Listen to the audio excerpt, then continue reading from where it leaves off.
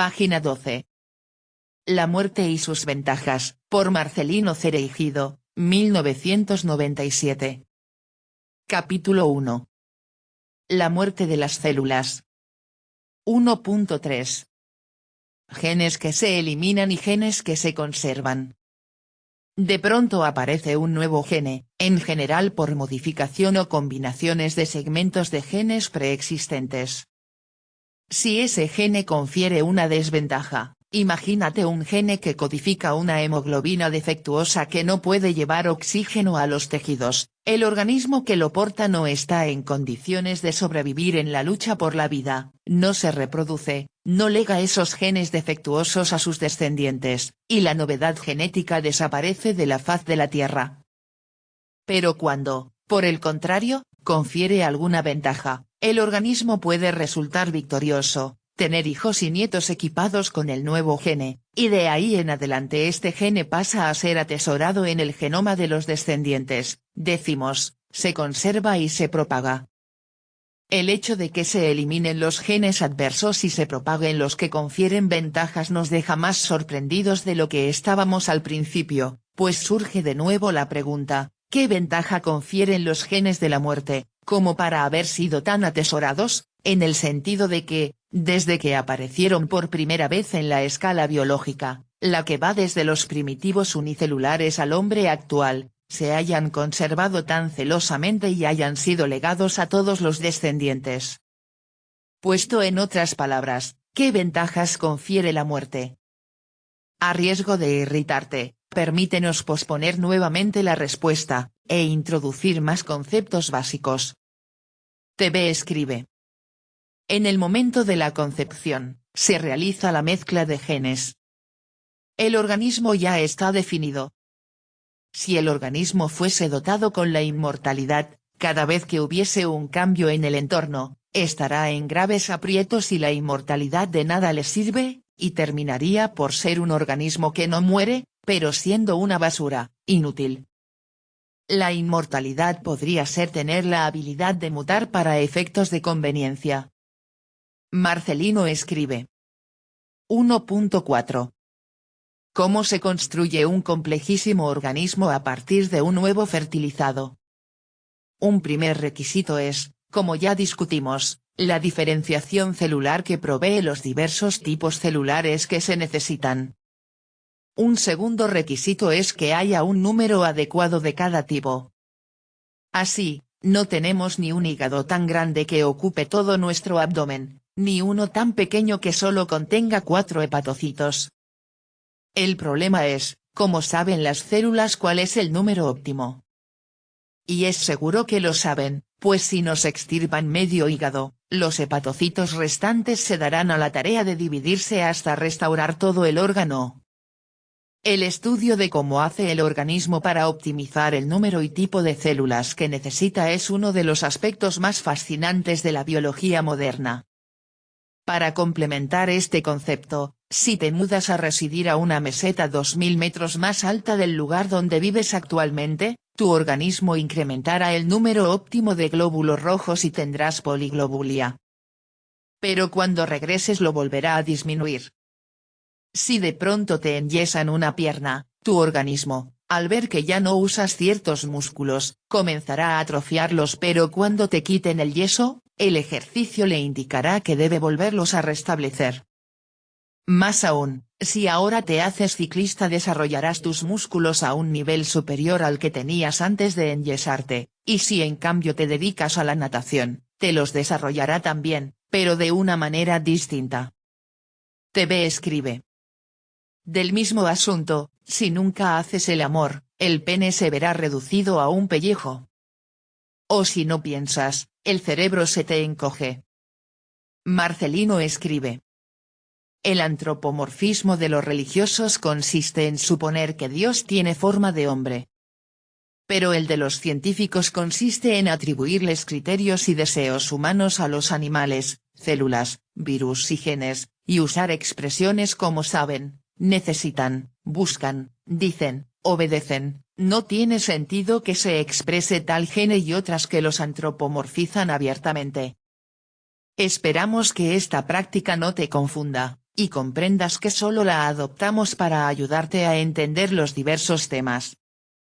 Imagina que te acaban de construir una casa pero, cuando la vas a habitar, no puedes utilizar la cocina porque está llena de albañiles, ni el dormitorio por estar ocupado por los electricistas, ni el baño por los plomeros, ni el comedor por los pintores. Tú desearías que, una vez cumplida su tarea, esos obreros se hubieran autoeliminado. Análogamente, durante varias edades, notablemente las últimas etapas de la vida fetal y las primeras de la niñez, hay una impresionante eliminación de células que, o bien ya cumplieron su función y ahora no se necesitan, o bien no la cumplieron correctamente. Todavía no se entiende exactamente cómo sabe el organismo cuál es el número óptimo de cada tipo celular, ni cómo considera que una estructura determinada, un circuito neuronal, una papila gustativa de la lengua, está correctamente construida. Pero con la información disponible podemos plantear que sucede lo siguiente. Una célula recibe varios tipos de señales. 1. Hormonas que le llegan con la circulación desde glándulas distantes. 2. Hormonas locales que le llegan desde células vecinas, difundiéndose por el líquido que la rodea. 3. Señales moleculares que ella misma lanzó al medio y que ahora se pegan a sus propios receptores. 4. Hormonas que no se desprendieron de las células que las sintetizaron sino siguieron residiendo en sus membranas, pero pueden comunicar su mensaje cuando estas células tocan a sus vecinas, como cuando tú, sin desprender tu mano, tocas el timbre de una casa, situación que requiere por supuesto que esa casa haya expresado un timbre. 5. Otras sustancias no llegan a recibir el nombre de hormonas, pero su importancia se reconoce lo suficiente como para llamarlas factores o mediadores químicos. 6. Señales eléctricas que provienen de células vecinas. Algunas de esas señales le indican a la célula, enciende los genes necesarios para entrar en mitosis y multiplícate. Otras le dicen, activa tal o cual gene y ponte a producir miosina, actina, o queratina, es decir, diferénciate hacia tal o cual tipo celular, ya sabes, neuronas, queratinocitos, timocitos, miocitos. Otras, apaga tal o cual gene, pues ya no necesitamos su producto, etc. El organismo es implacable en que se cumplan esas órdenes estrictamente y, a su vez, las células tienen una obediencia apabullante. Así, con sus señales, combina a una neurona, expresa tales o cuales moléculas, úsalas para controlar tu metabolismo y construirte un axón, hazlo crecer hasta que toques a la neurona fulana y luego activa tus genes letales y suicídate. La célula obedece, su axón crece 5 centímetros y llega a comunicarse con fulana, pero ésta le tiene reservada una sorpresa, pues en cuanto es tocada, a través de las señales que emanan del contacto le comunica, en virtud de que cumpliste tu misión, te perdonamos, no actives tus genes letales. Por el contrario, si el axón se extravió, no encontró a fulana, se pasó de largo, o acaso llegó a contactar a una célula que no debía, constituyendo con esta un circuito espurio, que no sirve o acaso es contraproducente, nadie le anulará la orden de que se suicide. De modo que esa profusión de muerte celular que ocurre sobre todo hacia el fin de la vida fetal y al principio de la niñez, se debe en parte a que el organismo está borrando sus errores, eliminando células equivocadas y obreras que ya no necesita. Tú mismo puedes observar el trabajo de los genes letales en un charco de ranas, en el que los renacuajos nadan propulsándose con la cola. Llegado el renacuajo a cierta altura de su desarrollo, las células de la cola se suicidan ordenadamente, los renacuajos la pierden y se convierten en adultos anuros.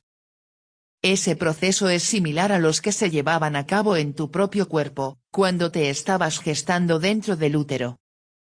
Las células de tu pronefros, un antecesor de los riñones, entraban en apoptosis, pasaban a desarrollar el mesonefros, que a su turno también tuvo un festival de células suicidas, y daba origen a los riñones.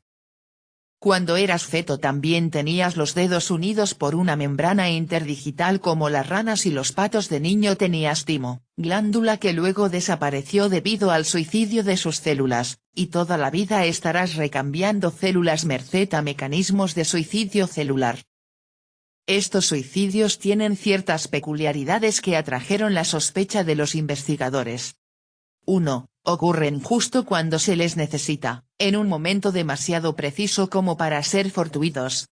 2. Cada estructura molecular o celular es desmembrada por enzimas cómplices, específicamente sintetizadas para llevar a cabo la eliminación sin dejar rastros.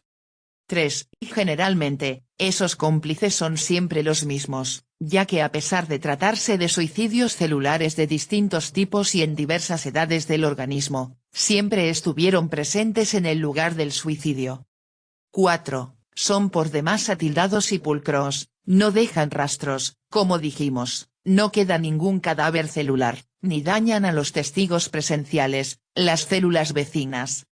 5. Los cambios que sufre la célula suicida ocurren en secuencias demasiado regulares como para ser espontáneas. 6. Hay agentes externos que siempre se presentan, por lo tanto, no pueden ser declarados inocentes. Y 7. Los suicidios contrastan con otros procesos de muerte celular verdaderamente accidentados, necrosis, que se observan cuando te aplastas un dedo con la puerta, te pica una araña o te quema una brasa. Por eso la investigación, muy lejos aún de estar concluida, fue forjando la hipótesis de que se trata, como ya dijimos, de muertes celulares programadas. Pero, ¿quién las programa? Andrew Willie, de la Universidad de Edimburgo, llamó al proceso apoptosis, término de raíz griega que significa desprendimiento de los pétalos de una flor, Kerry Colaboradores, 1972. El interés en la apoptosis comenzó en la década de los 70 y llegó a su culminación hace unos 10 años, cuando se empezaron a descubrir genes letales.